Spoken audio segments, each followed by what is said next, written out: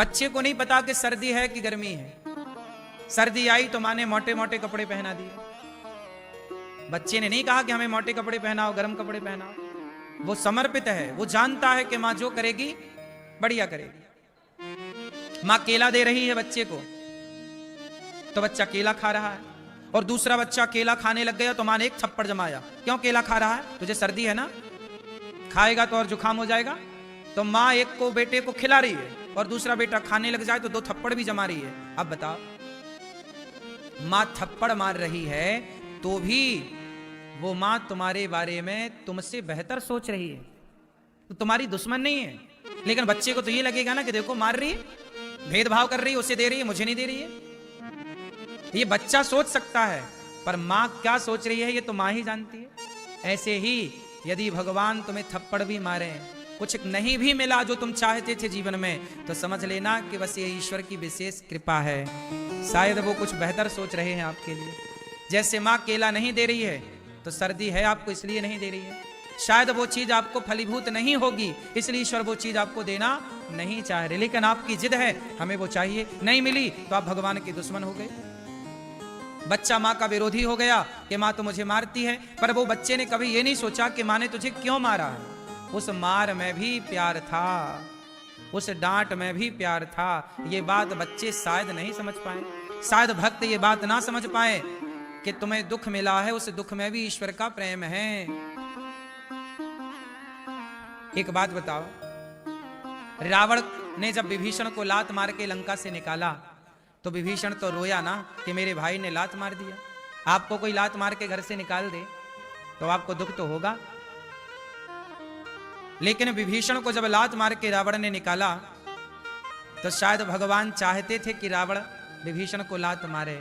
यदि आप मुझे लात मार रहे हैं ना तो मैं कभी आपसे शिकायत नहीं करूंगा कि तुमने लात क्यों मारा, क्योंकि रावण ने विभीषण को लात मारा, इसमें भी राम की कृपा थी। क्योंकि वो लात मार के ना निकालता तो विभीषण लंका के राजा कैसे बनते। लंका का राजा बनाना था तो लात खानी पड़ी। तो बस यदि आप हमें अपमानित कर रहे हैं, आप हमें कुछ कह रहे हैं या आपको कोई कुछ कह रहा है तो आप उसका रिप्लाई मत दो। कोई आपको गाली दे रहा है, देने दो। कोई आपको कठोर शब्द कह रहा, जवाब मत दो, क्योंकि यह भी ईश्वर की लीला है। क्योंकि सोने को चमकाने के पहले भट्टी में उतारना पड़ता है। घड़ा मिट्टी का है, कुम्हार ने बनाया, जब तक उसे भट्टे में तपाएगा नहीं तब तक उसमें पानी ठंडा नहीं रहेगा, टिकेगा ही नहीं।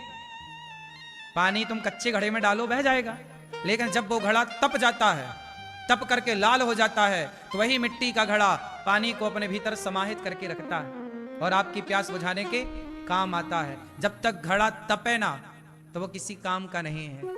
यदि आपके जीवन में कठिनाइयां हैं तो समझ लेना कि ईश्वर आपको तपाना चाहते हैं। किसी बड़े काम की योजना से परमात्मा आपको डिजाइन कर रहे हैं, वो आपको बना रहे हैं, बड़े काम के लिए आपको तैयार कर रहे हैं।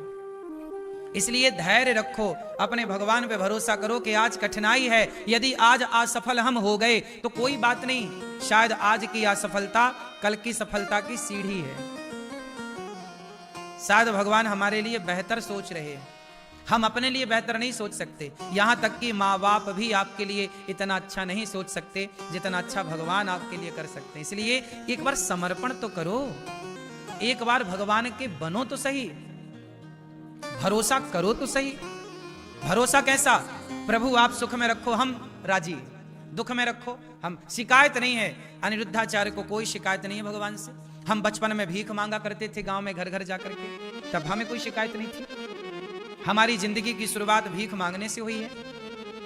हम तो भीख भी मांगते थे गांव में जाके, घर घर आटा थैला टांग लेते थे 2-3, एक में आटा कोई दे तो आटा, दाल दे तो दाल, चावल दे तो चावल, ये मांग कर लाते थे। माँ उसी से भोजन बनाती, भगवान को भोग लगा के वही खाते थे। तो भीख मांग कर गुजारा हुआ, तब भी शिकायत नहीं थी।